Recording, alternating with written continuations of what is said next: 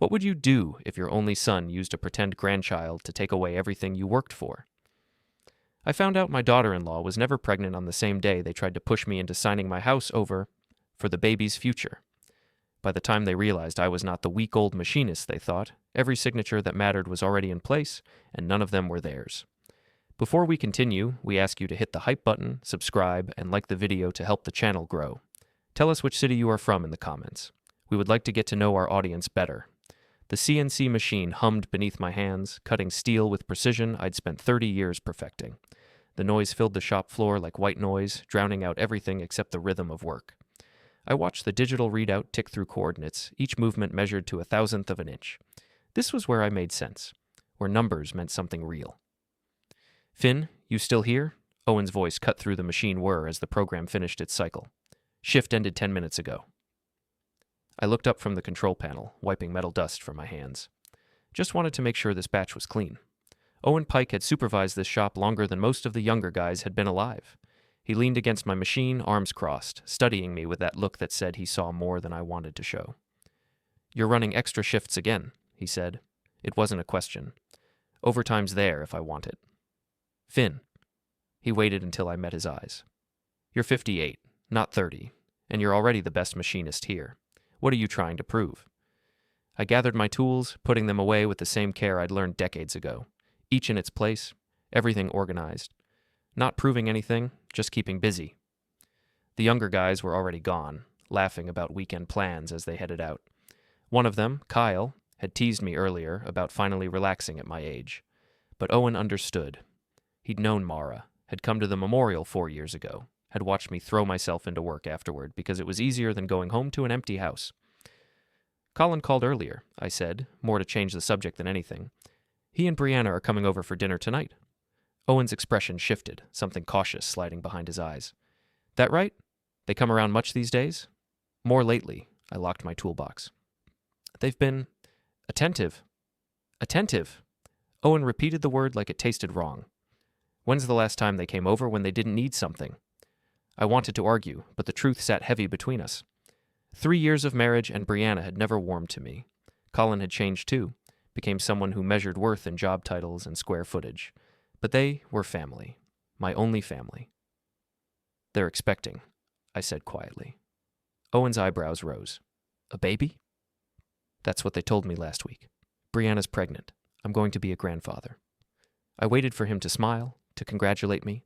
Instead, he studied my face with that careful look again. And you're working double shifts because you're so excited? I'm working because I want to help them. They'll need money, space, support.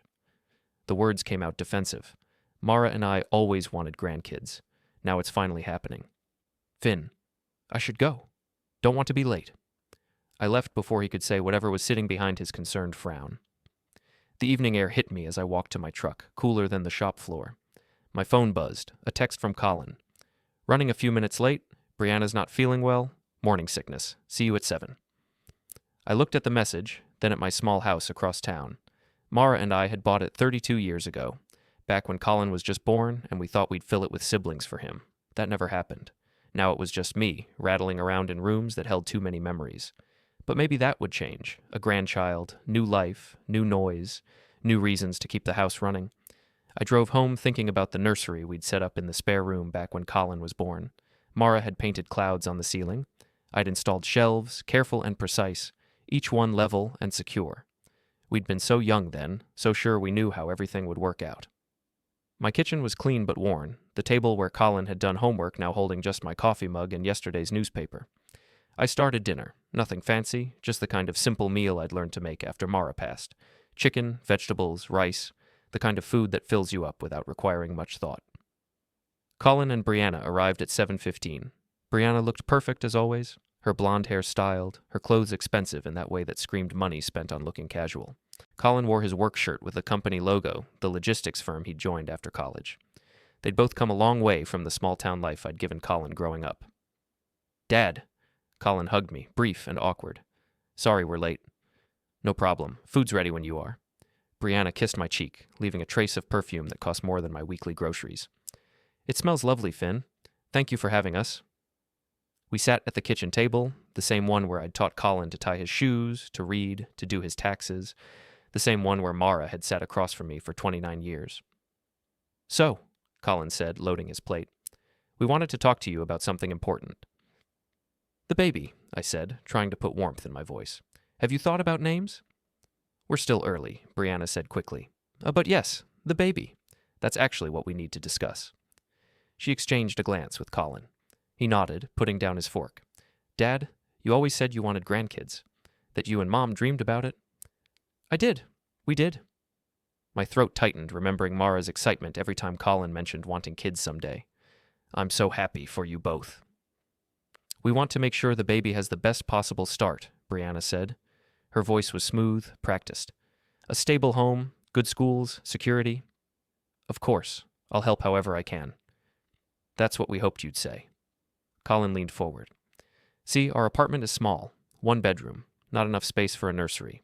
And with both of us working, we need to think about the future, about what happens if something goes wrong." "You're young," I said. "You're both healthy. Nothing's going to." "But you never know," Brianna interrupted.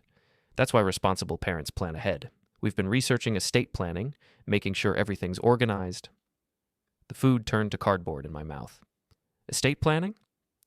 "For the baby's security," Colin said quickly. "Dad, you own this house outright. No mortgage, and you've got savings. If anything happened to you, that would all go through probate. It could take months, years even." "Nothing's going to happen to me." "But if it did?"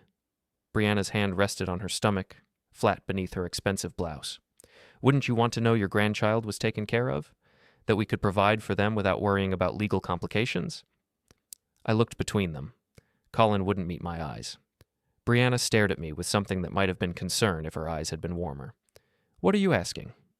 "We think you should consider putting the house in our names now," Colin said. "As an early inheritance, for the baby. That way it's legally simple, no probate, no complications, just security." My hands gripped my fork. "You want me to sign over my house?" "Not sign it over," Brianna said smoothly. "Transfer it. For your grandchild. Surely you care more about family than about property." The question hung in the air like smoke. In the corner of my vision, I could almost see Mara at the stove, the way she used to stand when she cooked. What would she say about this? "I need to think about it," I said finally. "Of course." Colin's smile didn't reach his eyes. "We're not rushing you. We just want to make sure everything's set up before the baby comes. You understand?" They left an hour later, taking the leftovers Brianna had carefully packaged. I washed dishes in silence, my hands moving through the familiar routine while my mind spun. Estate planning for a baby that wasn't even showing yet. A house transfer before they'd even had a first ultrasound. My phone buzzed. A calendar notification. Meeting with Colin. Estate ideas. Baby. Bank branch conference room. Saturday, 7 p.m. I hadn't added that.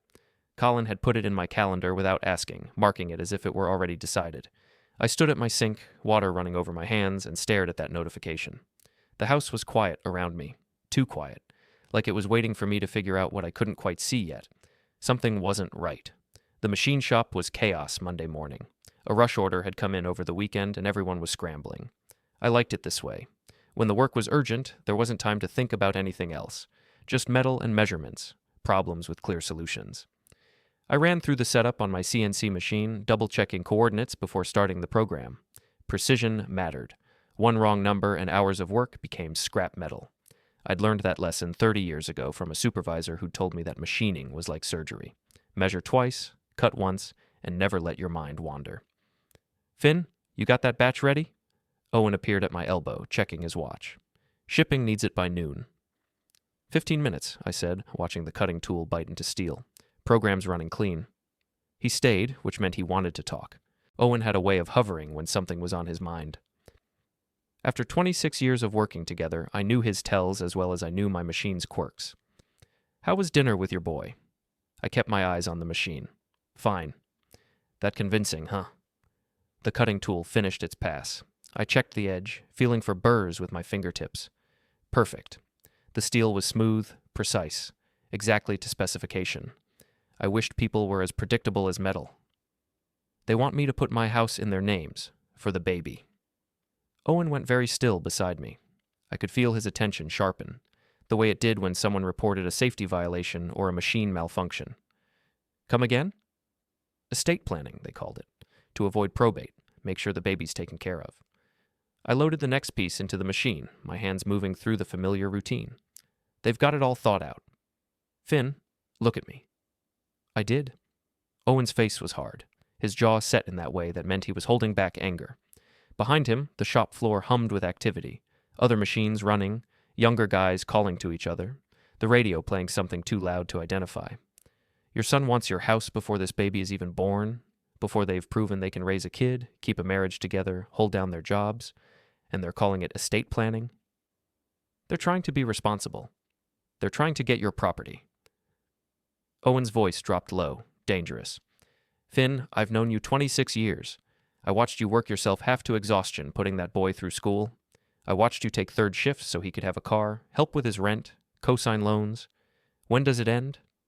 The machine beeped, ready for the next cycle. I started it, grateful for the noise that filled the space between us. He's my son. He's a 32-year-old man with a job and a wife. He's not a kid anymore. And this thing they're asking, it's not normal. Owen leaned against my workstation, arms crossed. My kids are grown. You know what they ask me for? Advice. Phone calls on birthdays. Maybe help moving furniture. They don't ask for my house. I wanted to argue, but the words stuck. Because Owen was right. It didn't feel normal. It felt like being pushed toward a cliff I couldn't quite see. Mara would have wanted me to help them, I said quietly. Owen's expression softened. Mara would have wanted you to use your head. She was a nurse, Finn. She understood the difference between helping someone and enabling them, and she sure as hell wouldn't want you giving up everything you both worked for because Colin learned how to push your buttons. The shift wore on. I finished the rush order with 10 minutes to spare, ran quality checks on every piece, and logged the batch completion. Routine, familiar, safe. At lunch, I sat in the break room with my sandwich and my phone. The text from Colin about the calendar invite still glowed on my screen. I hadn't responded to it, hadn't acknowledged it, just stared at it like it might explain itself if I looked long enough. Kyle, one of the younger machinists, dropped into the chair across from me. Hey Finn, question about tool wear patterns. I welcomed the distraction. Spent 20 minutes explaining how to read signs of dulling bits, how to adjust feed rates, how to prevent the kind of catastrophic failure that could ruin a whole day's work. Technical problems, clear solutions, the kind of thing that made sense. When Kyle left, Owen slid into his spot. You gonna eat that? He asked, pointing at my untouched sandwich. I pushed it toward him. Oh, not hungry. You're never hungry lately. He unwrapped it anyway, took a bite. You losing weight? Little bit. Because you're stressed, because your son's putting pressure on you that no son should put on a father. He chewed thoughtfully. You thought about talking to someone? A lawyer, maybe? A lawyer? The word felt foreign, wrong. For family stuff? Finn, when family stuff involves property and legal documents, yeah, you need a lawyer. You think Colin just came up with this estate planning idea on his own? Someone put it in his head, probably that wife of his. I thought about Brianna at my kitchen table, her hand resting on her flat stomach, her voice smooth and practiced as she talked about security and planning, the way she'd looked at my house like she was already measuring for new furniture. She's not showing, I said suddenly. Owen stopped mid-bite. What? Brianna. She's not showing. No baby bump, no visible signs. She wears regular clothes, moves normally, lifts things without being careful. The words came faster now, observations I hadn't consciously made spilling out. And they won't give me details. No due date, no doctor's name, just vague talk about early stages and being careful. How far along did they say she was? 6 weeks when they told me. That was 3 weeks ago. Owen put the sandwich down. So she's 9 weeks now, and not showing any signs. Every woman's different. Finn, stop. He leaned forward. Listen to yourself. You're making excuses for them. Why are you making excuses? Because they're my family. Because Colin is all I have left of Mara. Because admitting I don't trust them means admitting I raised a son who'd lie to me. I don't know, I whispered. Owen pulled out his own phone, typed something, turned it toward me. An article about pregnancy timelines. By 9 weeks, there's usually something. Morning sickness, food aversions, fatigue, breast tenderness, changes in skin, something. I stared at the screen, reading symptoms I hadn't seen in Brianna. She'd been energetic at dinner, had eaten everything without hesitation, Had looked perfect, polished, exactly like always. Check her social media, Owen said. If she's posting photos, look at them. Really look. That evening I sat in my bedroom, the door closed like I was doing something shameful. My laptop glowed in the dimness. I'd created a Facebook account years ago, never used it much. But Brianna posted constantly, carefully curated images of her perfect life. I scrolled through her feed. Photos from 2 weeks ago showed her in workout gear at the gym, her stomach completely flat. Last week she'd posted pictures from a restaurant, wearing a fitted dress that would have shown any pregnancy. 3 days ago, a beach photo with her girlfriends, bikini, wine glass in hand, caption about living my best life. I enlarged each photo, looking for signs of pregnancy. Found nothing but a woman who looked exactly like she always had. My phone buzzed. Text from Colin. Hey Dad, been thinking about you. How about we come over for dinner Wednesday? Would love to see you. Another invitation. Another meal. Another chance for them to push. I looked at the photos on my screen, then at the text message. Something cold settled in my chest. What are you doing, Colin? I said to my empty room. No answer. Just the laptop humming and my own breathing in the silence. I pulled out the old filing cabinet where I kept important documents. I hadn't looked through this stuff in years. Didn't need to. But now something drove me to remember, to trace the pattern of how I'd gotten here. Pay stubs from 15 years ago, yellowed and creased. Overtime shifts marked in my handwriting, doubles, triples, weekends sacrificed. Bank statements showing deposits and then withdrawals, tuition payments, rent help, car loan co-signing. Page after page of a father supporting his son, bleeding himself dry one paycheck at a time because that's what fathers did. At the bottom of one folder was a photograph, the edges worn from handling. Mara holding baby Colin in the hospital, her face glowing with exhaustion and joy. I'd been the one behind the camera, 26 years old, and sure I knew what being a father meant. We'd had such plans, more kids, a full house, noise and chaos and love, but there had been complications. Mara couldn't have more children. Colin became our everything, our only chance at the family we'd dreamed about. Maybe that's why I'd given him too much. Maybe that's why I couldn't say no even when I should. I pulled out another envelope, the loan paperwork from when Colin needed help with his first apartment after college. I remembered that day clearly, walking into the bank with him, sitting in a small conference room with bland walls and corporate art, the loan officer explaining the terms, the interest rate, the monthly payment. "And you'll be the guarantor, Mr. Harlow?" she'd asked me. "Yes." "You understand that if your son defaults, you're liable for the full amount?" "He won't default. He's my son." Colin had looked at me with such gratitude then, such genuine appreciation. That look had been worth every risk. But when had gratitude turned into expectation? When had my help become something he was entitled to rather than something to be thankful for? Colin had paid that loan back, eventually, but there had been months where I'd quietly covered the payment, never mentioning it, never keeping score. Because that's what fathers did. That's what love looked like. Or was it? Was it love, or was it weakness? Was I helping him or hurting him by never letting him face consequences? My phone rang, startling me out of my thoughts. Colin's name on the screen, I let it ring twice before answering. "Hello?" "Hey, Dad, just checking in. How are you?"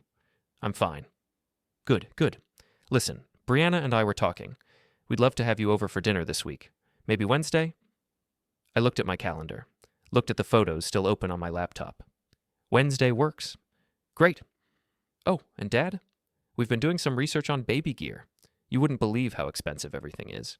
Just the stroller alone is like $800. $800 for a stroller? The safe ones, yeah. The ones that meet all the safety standards, have the right suspension, won't tip over. And we want the best for our baby. Your grandchild." A pause, perfectly timed. "We were thinking maybe we could talk more about that estate planning thing, just so we know we'll be able to afford everything the baby needs." The words sounded rehearsed, practiced, like he'd written them down and memorized them. "We'll talk Wednesday," I said carefully. "Perfect. And Dad? Thank you for being willing to help, for caring about your grandchild. Mom would be proud of you." He hung up before I could respond. I sat with the phone in my hand, Mara's photo on the desk beside me. Would she be proud? I asked the picture. Or would she tell me I'm being played? The photo didn't answer, but in my gut I knew the truth. Mara had been sharp, practical. A nurse who'd seen people at their best and worst. She'd loved Colin fiercely, but she'd never let him manipulate her. She'd set boundaries. Said no when it mattered. taught him that love didn't mean getting everything you wanted. I'd been softer, more willing to bend, and after she was gone, I bent even more, trying to be both parents, trying to fill the hole she'd left. But maybe I'd bent too far, maybe I'd broken something in the process. I pulled up my call history, scrolling back through the months. Colin's name appeared once every 2 weeks before the pregnancy announcement. Brief calls, perfunctory conversations. "Hey, Dad, how are you? Good, good, talk soon." But since announcing the baby, he called 3 times a week. Long conversations about plans and needs and how important family was. The pattern was clear, obvious, impossible to miss once I actually looked at it. I went to the machine shop Tuesday morning feeling hollowed out. Ran programs on autopilot, my hands moving through familiar motions while my mind spun in circles. At lunch, I helped Kyle troubleshoot a spindle issue on his mill. Walked him through the diagnostic process, checked bearings and alignment, explained what sounds meant where versus what sounds meant catastrophic failure approaching. "How do you know all this?" Kyle asked as we finished the repair. 30 years of paying attention, of learning from mistakes, of listening to what the machines tell you. "I hope I'm as good as you someday." "You will be. Just stay honest and keep learning." Honest. The word tasted bitter. Wednesday evening, I drove to Colin and Brianna's apartment complex. The building loomed against the evening sky. Modern, expensive, aspirational. The kind of place that said, "We've made it," while the bank account said, "We're drowning." I parked in visitor parking, sat in my truck for a moment, collecting myself. Through the lobby windows, I could see other residents coming and going. Young professionals, couples, people living lives that looked successful from the outside. I took the elevator to the 4th floor, walked down the carpeted hallway to their door, knocked. Colin opened it with forced enthusiasm. "Dad, come in, come in." The apartment smelled like takeout. Not homemade food, but restaurant meals transferred to their plates. Brianna emerged from the kitchen carrying dishes, her movements fluid and easy. She wore yoga pants and an oversized sweater, the kind of casual outfit that probably cost more than my weekly groceries. "Finn, so glad you could come." She kissed my cheek, that same expensive perfume enveloping me. "We ordered from that Italian place you mentioned liking." I hadn't mentioned any Italian place, but I nodded and sat where they indicated, on their cream-colored couch that I was afraid to touch with my work-roughened hands. Their apartment was showroom perfect. Expensive furniture, designer lamps, abstract art on the walls, everything carefully chosen to project success. But I noticed the credit card offers piled on the counter, the collection notice partially hidden under a magazine. "So, we've been thinking more about the baby," Colin said, settling into the chair across from me. "Your house would be perfect for a young family. 3 bedrooms, that big backyard, walking distance to good schools." I looked around their apartment. Despite being small, it was nice. Not the home of people who couldn't make ends meet, unless they were living beyond their means. "You seem comfortable here," I said carefully. "We are," Colin agreed quickly. "But with a baby, we'd need at least a 2-bedroom. Rents are ridiculous in this area. It would make so much more sense to have a house. Your house, Finn." "Are you asking me to move out?" They exchanged a glance. "We're asking you to think about what's best for the baby," Brianna said. "You could stay with us, or there are some really nice senior communities. I'm 58, not 80. "Of course," Colin flushed. "We just meant there are options, ways to make this work for everyone." "I'll think about it," I said. Dinner was tense after that, but every so often Brianna would touch her stomach, a deliberate, performative gesture. Yet her stomach was flat under that sweater, her movements unrestricted. She ate everything, drank 2 glasses of wine, laughed too loud. Nothing about her suggested pregnancy. When I left, Colin walked me to the elevator. "Dad, you always said family comes first, right?" I pressed the button. "Your mother and I did say that." "Then you understand why this matters." The elevator arrived. I stepped in, turned to face him. "When's your first ultrasound appointment? I'd like to come." He blinked. "We haven't scheduled it yet. Brianna's doctor wants to wait." "Which doctor?" "Her OB, Dr. Matthews." "Dad, why all the questions?" The doors started to close. "Just want to be involved," I said. "Let me know when it's set." I sat in my truck in their parking lot, engine running. My phone sat on the passenger seat. I picked it up, scrolled to a contact I hadn't called in years. Harold Quinn, union lawyer. We'd met during a contract dispute 12 years ago. He'd been sharp, thorough, uncompromising. Told me if I ever needed help, I should call.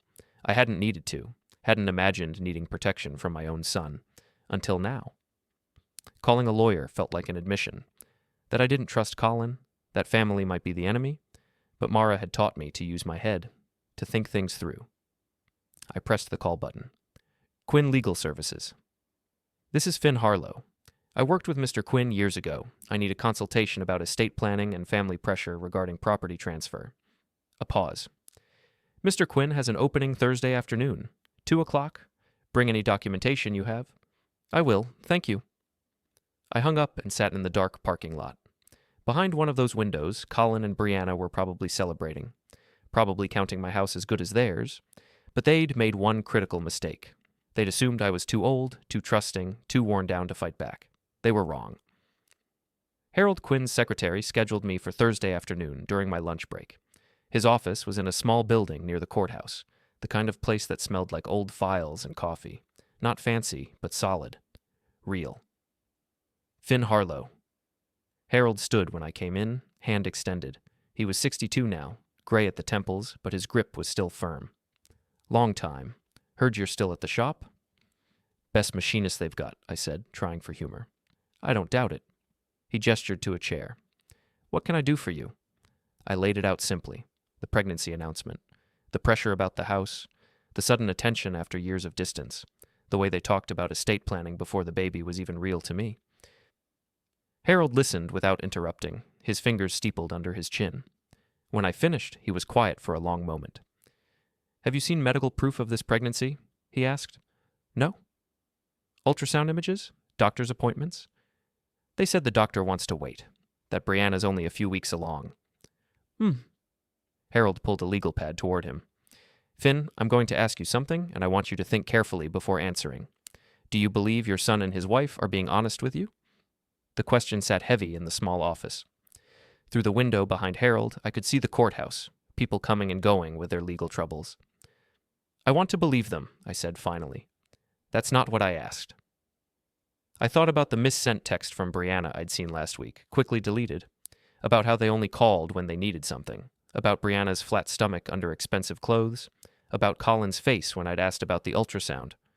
No, I whispered. I don't think they're being honest. Harold nodded slowly. There's a pattern of behavior called elder financial abuse. It happens when family members use emotional manipulation to pressure an older relative into transferring assets. Sometimes it involves false pretenses, made-up emergencies, fabricated needs. Colin wouldn't... Your son is 32, making decent money, married to a woman who clearly likes nice things. They don't need your house, Finn. They want it. There's a difference. My hands clenched on the chair arms. What if I'm wrong? What if the baby's real and I'm just being paranoid? Then you protect yourself now and apologize later if you have to. But Finn? Harold leaned forward. In 28 years of practice, I've never seen someone regret being careful with their assets. I've seen hundreds of people regret not being careful enough. We talked for another hour. Harold explained trusts, estate planning, revocable transfers. He talked about powers of attorney, healthcare directives, the kinds of documents that could protect me from pressure and manipulation. He didn't show me the actual forms, said we'd need time to draft everything properly, but he explained how they'd work. First thing, he said, making notes. We need to know if this pregnancy is real. Do you have access to their social media? I'm not on that stuff. Do they post publicly? Brianna does. Everything's public. She likes the attention. Harold pulled out his phone, tapped a few times. Full name? Brianna Harlow. Maiden name was Foster. More tapping. Then Harold turned his phone toward me. Brianna's profile, full of photos. The most recent was from 2 days ago. Her in workout gear, standing sideways in a mirror, stomach completely flat. When did they announce the pregnancy to you? Harold asked. 3 weeks ago. Said she was already 6 weeks along. So she'd be 9 weeks now. Most women show some change by then, especially if it's their first. He scrolled through more photos. Look at the dates. Look at what she's posting. Photo after photo. Brianna in tight clothes, in swimsuits from some beach trip, drinking wine at dinner with friends, the most recent just 4 days ago. Could be old photos, I said weakly. Could be. But Finn, ask yourself this. If you were expecting your first child, would you be posting photos of yourself drinking? Would you be at the gym doing core exercises? Would you be talking about your body like this? He showed me a caption from last week. Finally hit my goal weight. 3 years of work paying off. I felt sick. I need to know for sure, I said. Then verify it. Offer to take her to a doctor's appointment. Show up at their place unannounced. Watch for the things pregnant women can't hide: morning sickness, food aversions, actual physical changes. If this is real, she won't mind proving it. If it's not, then my son is trying to con me. Then your son is trying to con you, Harold agreed quietly, and we need to make sure he doesn't succeed. I drove back to the shop in a daze. The afternoon shift blurred past, my hands moving through familiar routines while my mind spun. I made mistakes, small ones, but mistakes I never made. Owen noticed. Take a break, he said, pulling me away from the mill. Go for a walk. Clear your head. I ended up at the small park 3 blocks from work, sitting on a bench in October sunshine that didn't warm me. My phone was heavy in my pocket. I pulled it up, stared at Colin's contact information. Call him, ask him directly, demand proof. But if I was wrong, if I was letting paranoia poison me against my own son, then I'd destroy what little relationship we had left. I needed to know first. I opened Brianna's profile on my phone, scrolling through her public posts. Harold was right. Nothing about pregnancy. No doctor visits. No cravings or complaints. Just her usual carefully curated life, full of wine and workouts and expensive brunches. A new post appeared while I watched. Brianna at some restaurant, tagged with 3 girlfriends. The photo showed her outfit, a fitted dress that hugged every curve. No room for a growing baby under that fabric. I zoomed in on her face. She was glowing, but not in a maternal way. In a I'm beautiful and I know it way. The same look she'd had at her wedding, at every family gathering, at my dinner table when she was telling me to sign over my house. My phone rang. Colin. Hey, Dad, just wanted to check in. How are you feeling about our talk? Still thinking. Well, don't think too long. We're looking at houses in your neighborhood, trying to get a sense of what's available in case you'd rather move than have us move in with you.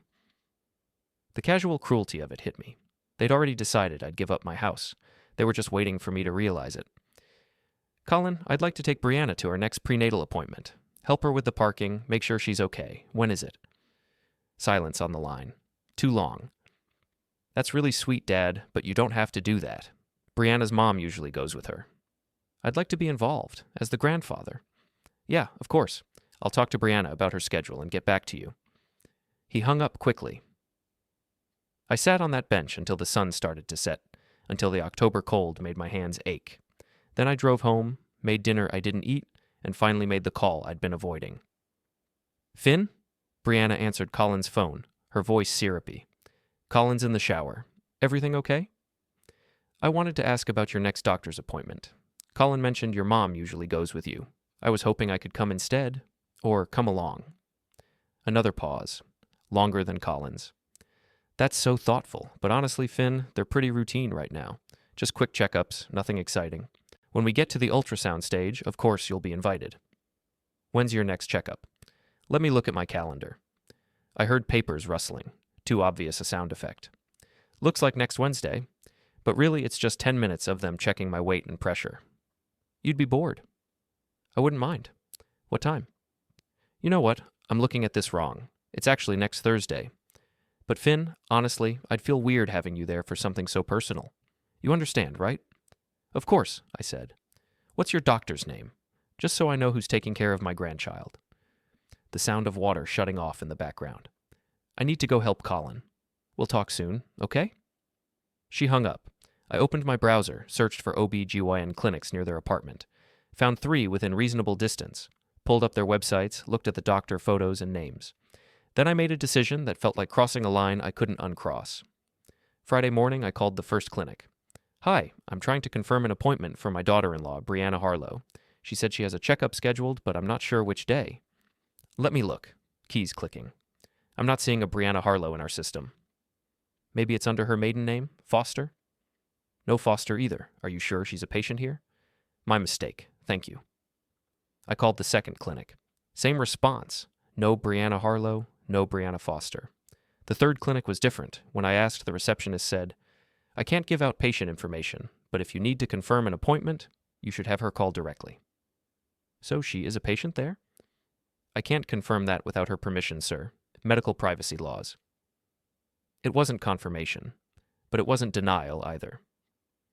I drove to that clinic Saturday morning, parked across the street, and waited. Felt like a stalker. Felt like someone who'd lost his mind. But I needed to know. Hours passed. No Brianna. At noon, my phone buzzed. Text from Brianna. Doctor rescheduled my appointment. These things happen.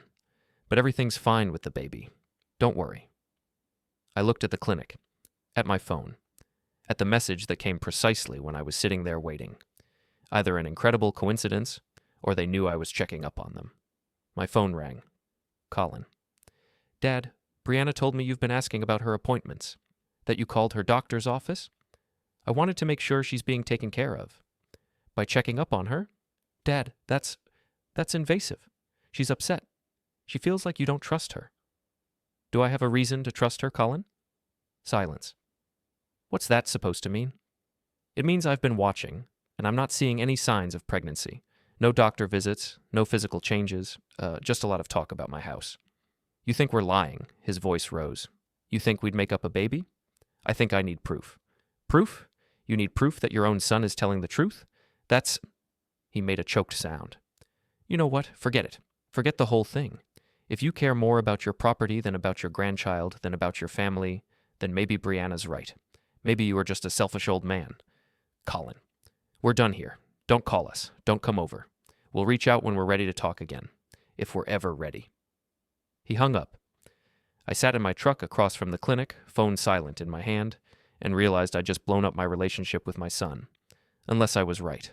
Unless there was no baby. Unless they were using me. I started the truck and drove to one place. Their apartment building. I didn't call ahead, didn't text. Just drove to Colin and Brianna's building and took the elevator to the 4th floor. It was early afternoon on a Saturday. Good chance they'd be home. I knocked, waited. Brianna opened the door in leggings and a tank top, her hair in a ponytail. No sweater to hide behind. No oversized clothes. Her stomach was completely flat. Finn? She looked shocked, then angry. What are you doing here? I wanted to talk. Can I come in? This isn't a good time. Brianna, we need to talk about the pregnancy. Her face went very still. Colin told you not to come here. I know what Colin said, but I'm here to see you, to see how you're doing. I looked pointedly at her stomach. She saw where my eyes went and instinctively put a hand there, a protective gesture that would have been natural if there had been anything to protect. Every body shows differently, she said, her voice tight. You're 9 weeks along now. You said you were 6 weeks when you told me. That's 9 weeks total. I know how pregnancy works, Finn. Then you know that by 9 weeks there are changes. Morning sickness, food aversions, fatigue, tender. How dare you? She stepped back, face flushing. How dare you come here and body shame me? You think you have the right to scrutinize my body, to tell me how I should look? That's not what I'm... Colin! She raised her voice, calling into the apartment. Colin, your father's here, and he's harassing me about my body. Colin appeared from the bedroom, face thunderous. What the hell, Dad? I told you not to come here. I want to talk about this supposed pregnancy. Supposed? Brianna's voice cracked. You think I'm lying about being pregnant? I think you're not showing any signs. I think you've avoided every doctor's appointment. You think we're using you, Colin said flatly. That's what this is about. You think we made up a baby to get your house. The accusation hung in the air. I waited for them to deny it, to get angry, to throw me out. Instead, Brianna started crying. I can't believe this, she sobbed. I'm carrying your grandchild and you're accusing me of lying. Do you know how that feels? Do you know how much stress this puts on the baby? Brianna, get out. Colin moved between us. Get out of our home. You're not welcome here. If you're really pregnant, prove it. Show me medical records. Let me talk to your doctor. Take a pregnancy test right now. We don't have to prove anything to you. Brianna snapped, tears gone as quickly as they'd appeared. You're not entitled to my medical information. You're not entitled to anything. I'm entitled to not be manipulated. Out! Colin grabbed my arm, pulled me toward the door. Out now. If you don't leave, I'm calling the police. I let him push me into the hallway. The door slammed behind me, hard enough to rattle the frame. I stood there, breathing hard, mind racing. They dodged every question, used emotion instead of evidence. Turned my concerns into an attack on Brianna. If the pregnancy were real, they could have easily proven it.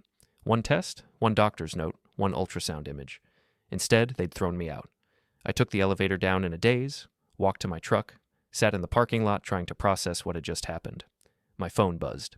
Text from Colin. I hope you're happy. Brianna's so upset she's having contractions. If something happens to this baby, it's on you. Contractions at 9 weeks. Not how pregnancy worked. I drove to the bar near the factory, the kind of place where machinists and welders went after shift, where nobody cared about fancy cocktails or craft beer. Just honest drinks and honest people. Owen was there, nursing a beer at the bar. He looked up when I came in, saw my face, and gestured for another round. "Want to talk about it?" he asked. I told him everything. The clinic, the apartment visit, the blow-up, the text about contractions. Owen listened, his face getting harder with each detail. "Finn, you know what this is, right? You see what they're doing? They're my family. They're con artists." Owen's voice was flat. "Maybe they started out as your family, but somewhere along the way they decided your house was worth more than your relationship. And now they're running a game. What if I'm wrong? What if you're right?" He leaned closer. "What if you ignore your instincts, sign over your house, and then discover there's no baby? What if they sell the property, pocket the money, and you're left with nothing? Where do you live then?" I stared at my beer. "Harold Quinn's a good lawyer," Owen said. "You talk to him again. You get everything protected, and you don't give them a penny more until they prove this baby exists with something more than words and tears." "Colin will never forgive me." "Colin will never forgive you for not being a pushover, for keeping the house you and Mara bought together. Finn, listen to yourself. You're apologizing for not being robbed fast enough." He was right. I knew he was right. But knowing it and accepting it were different things. I went home, opened my laptop, and did what I should have done weeks ago. I researched fake pregnancy scams, found hundreds of stories just like mine, family members inventing pregnancies to manipulate elderly relatives, fake ultrasounds downloaded from the internet, elaborate lies maintained for months, and the end was always the same.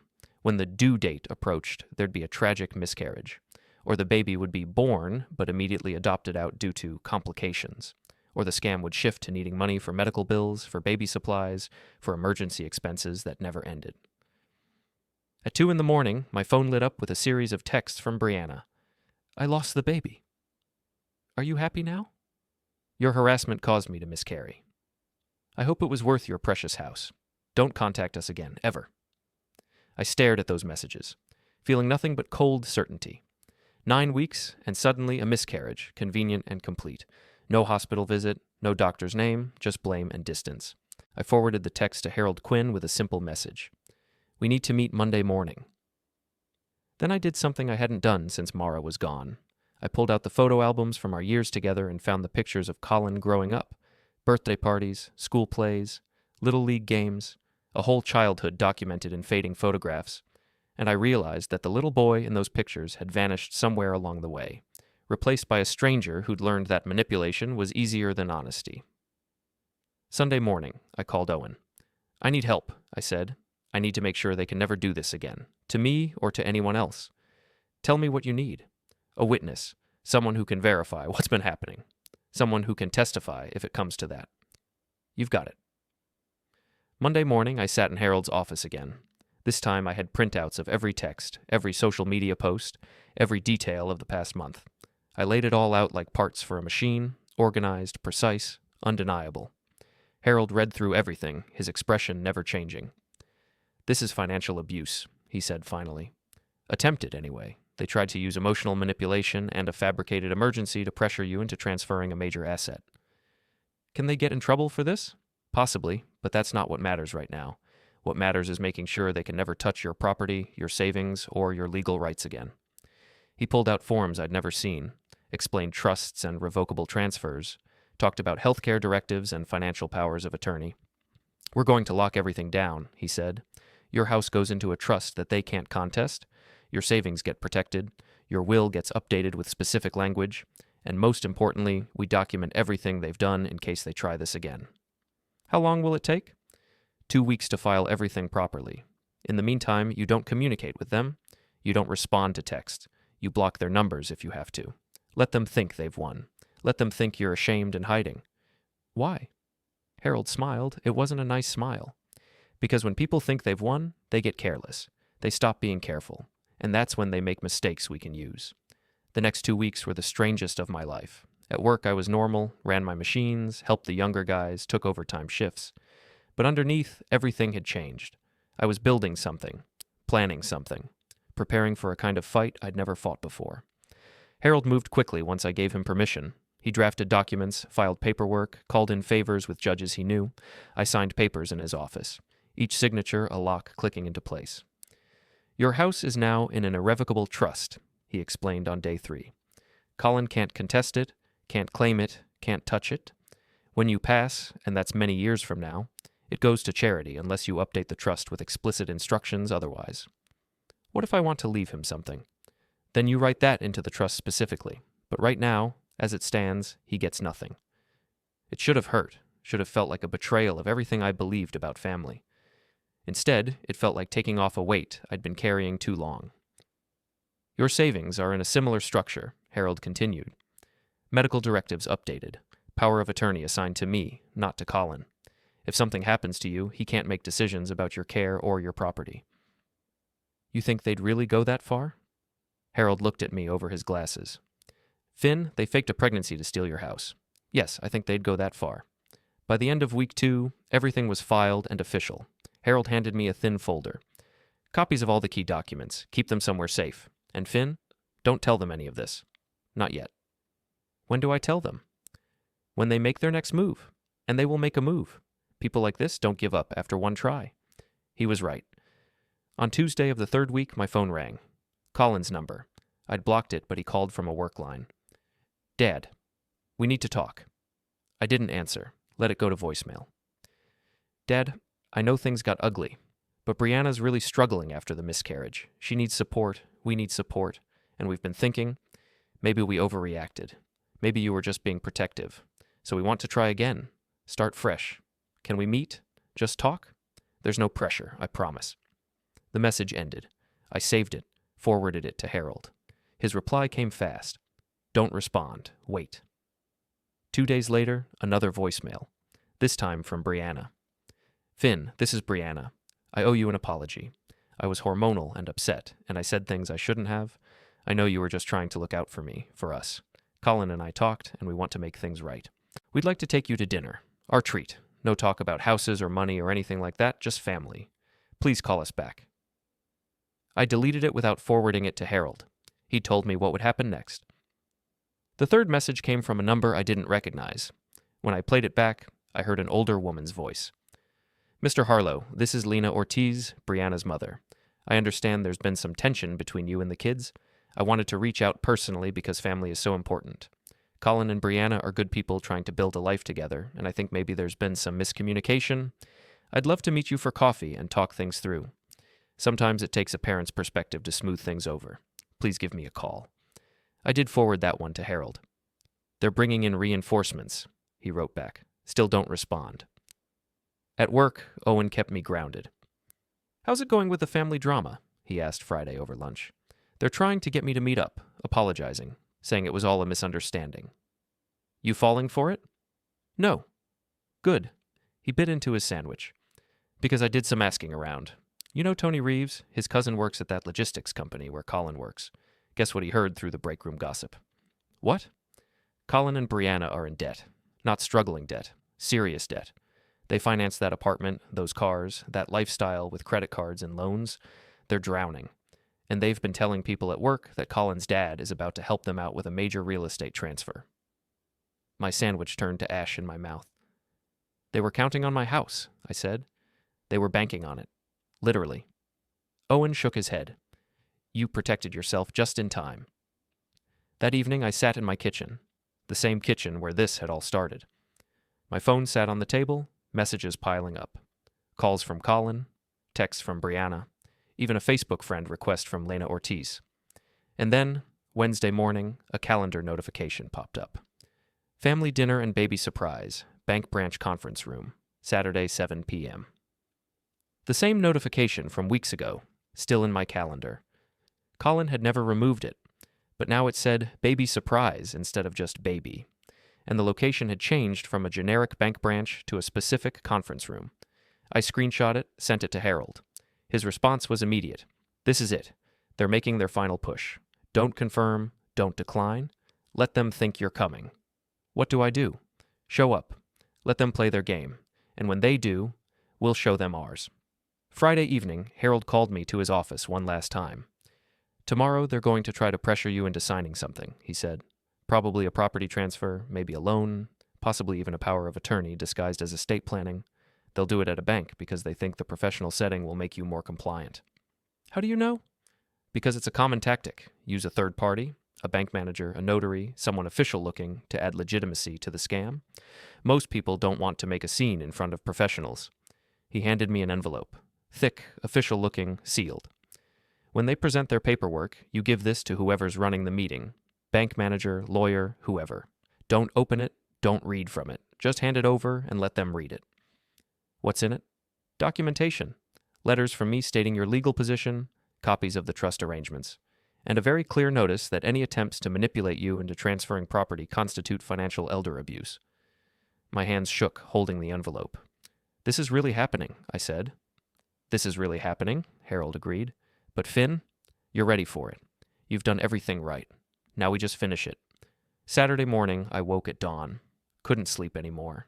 Sat in my kitchen drinking coffee, watching the sun come up over the neighborhood where Mara and I had raised Colin. The house was quiet. Always quiet now. I thought about calling Colin, telling him I knew what he was planning, giving him one last chance to back out with some dignity. But then I remembered that text. This close to getting the house locked in. I remembered Brianna's fake tears. I remembered Colin throwing me out of his apartment. No, they'd made their choices. Now they'd live with the consequences. I showered, shaved, put on my good shirt, the one I'd bought for Colin's wedding, slipped Harold's envelope into my jacket pocket. The paper was crisp against my chest, a reminder that I wasn't helpless. At 6:30, Owen called. You ready? As ready as I'll be. You need backup? I can come. Sit in the parking lot. Whatever you need. Thanks, but I need to do this alone. Finn, make them regret it. I arrived at the bank at 6:45. The main branch was closed, but the conference rooms were accessible through a side entrance. I'd been here before. This was where I'd co-signed Colin's first apartment lease, where I'd helped him open his first real bank account. Emma, Colin, and Brianna were waiting in the small lobby outside the conference rooms. They looked dressed for success.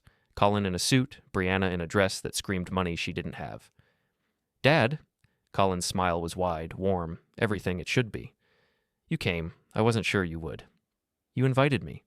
We did, and we're glad you're here. He moved to hug me. I let him, feeling the embrace like something remembered from a distance. Brianna kissed my cheek.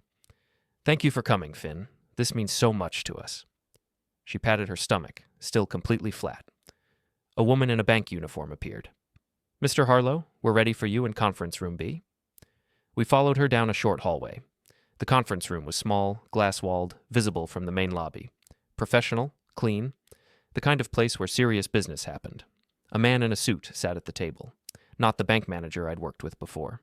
Someone younger, newer, easier to manipulate, maybe. Good evening, everyone. I'm James Parker, assistant manager. Please sit. We sat. Colin and Brianna on one side, me on the other, James at the head. So, James said, opening a folder, I understand we're here to discuss some estate planning and property transfers. Colin jumped in before I could speak. That's right. My father owns his home outright, and with my wife's recent health issues, we've been thinking about the future, about making sure everything's organized legally. Health issues? James looked at Brianna with concern. I just lost a baby, she said softly, perfectly. It's been very hard, and it made us realize how fragile life is, how important it is to have things in order. I'm so sorry for your loss. James looked genuinely sympathetic. I said nothing, just watched. Dad's getting older, Colin continued. He's 58 now, still working at the machine shop, but we worry about him. The house maintenance, the upkeep, it's a lot for one person. I'm perfectly capable, I said quietly. Of course you are. Colin's laugh was forced. But for how long? 5 years? 10?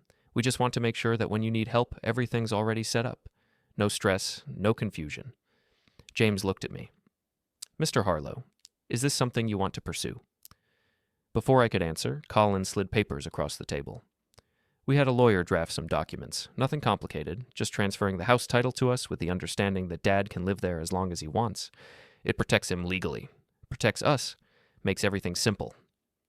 I looked at the papers. They looked official, professional, the kind of thing that would fool someone who didn't know better. And this is for the baby? I asked. The grandchild you're expecting? Brianna's face flickered. just for a second. It's for our future, she said carefully. For whenever we're ready to start a family again. So there's no baby right now. Not after the miscarriage, no, Colin said. But that doesn't change the practical concerns. It changes everything, I said. The room went very still. James looked confused. I'm not sure I understand. Let me make it clear. I pulled out my phone, opened it to the recordings Harold had helped me organize. 3 weeks ago, my son and daughter-in-law told me Brianna was pregnant. They used that pregnancy to pressure me into signing over my house. When I asked for medical proof, they refused. When I asked to attend a doctor's appointment, they made excuses. When I showed up unannounced and saw that Brianna had no physical signs of pregnancy, they threw me out and accused me of harassment. Dad, that's not... Then, conveniently, Brianna claimed to miscarry, no hospital visit, no doctor's note, just text messages blaming me for the loss. I placed the phone on the table. This is one of those messages. I hit play. Brianna's voice filled the room, cold and clear. I hope it was worth your precious house. James stared at the phone, at Colin and Brianna, at me. There's more, I said. Months of texts and calls about needing space for a baby, about estate planning, about how I'm too old to manage my own life, all while they racked up debt and counted on my house to save them. This is ridiculous, Brianna snapped, her calm facade cracking. You can't record private conversations? One-party consent state, I said. I can record any conversation I'm part of. Harold Quinn explained that to me. Harold Quinn? Colin's face went pale. You got a lawyer? 3 weeks ago, right after you threw me out of your apartment. I reached into my jacket, pulled out Harold's envelope. Mr. Parker, I need you to read what's inside this.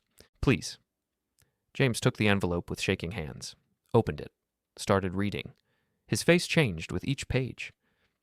Mr. Harlow, he said slowly, looking at Colin and Brianna, not me. Is it true that you attempted to use false claims of pregnancy to pressure your father into transferring real estate? We never, Colin started, because this letter from Mr. Quinn outlines a pattern of financial manipulation that could constitute elder abuse. And if this bank facilitates a property transfer under these circumstances, we could be liable. Elder abuse? Brianna laughed, brittle and sharp. He's 58. He's not elderly. The legal definition isn't about age alone, James said, still reading. It's about using emotional manipulation to exploit a family relationship for financial gain. He looked up. And according to this documentation, all of Mr. Finn Harlow's assets are already secured in an irrevocable trust. He couldn't sign over the house even if he wanted to. Silence dropped like a hammer. Colin's face went from pale to red. What?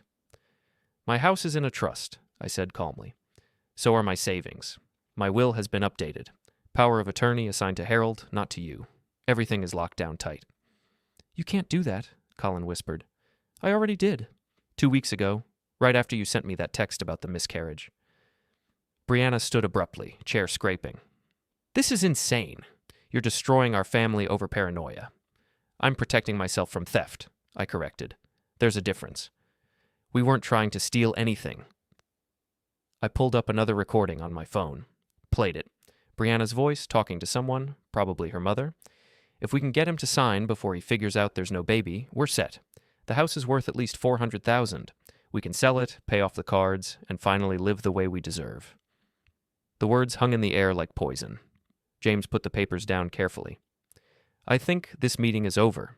Mr. Colin Harlow, Ms. Harlow, the bank will not be facilitating any financial transactions between you and Mr. Finn Harlow. Furthermore, I'm obligated to file a report about this incident. A report? Colin's voice cracked. Financial elder abuse is a serious concern, even attempted abuse. The bank has protocols. James stood. Mr. Finn Harlow, you're free to go. I'm sorry you were put in this position. Colin grabbed my arm as I stood. Dad, please, just listen for a second. Don't touch me. My voice was quiet but final. You made your choice when you decided my house was worth more than your integrity. We're in trouble, he said desperately. Real trouble. The debt, it's not my problem. I pulled my arm free. You want to live above your means? You deal with the consequences. But we're family. Family doesn't lie. Family doesn't manipulate. Family doesn't fake pregnancies to steal from each other. I looked at him, really looked at him, and saw a stranger. You're not the son I raised. You're not the boy Mara loved. I don't know who you are anymore. Dad. Any further contact goes through Harold Quinn. His card is in that envelope. Don't call me, don't come to my house, don't show up at my work. We're done. I walked out of the conference room, through the lobby, into the parking lot where the evening air felt clean and cold. My hands were steady, my breathing was calm. Everything I'd built, everything I'd protected, remained mine. Behind me, I heard Brianna's voice rising, shrill and angry. Colin saying something, pleading, James's professional tone cutting them off. I got in my truck, started the engine, and drove away. I didn't go home. Went to the bar instead. Found Owen at his usual spot. How'd it go? He asked. It's done? They sign anything? Never got the chance. Harold's letter shut it down before they could start. Owen ordered 2 whiskeys. Slid one to me. To standing your ground.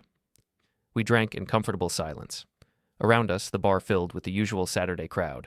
Workers and families, people living honest lives with honest problems. You okay? Owen asked finally. I will be. Regrets? I thought about Colin as a little boy, about teaching him to ride a bike, to use tools, to stand up for himself, about Mara reading him bedtime stories, about family dinners and birthday parties and all the normal moments that made a childhood.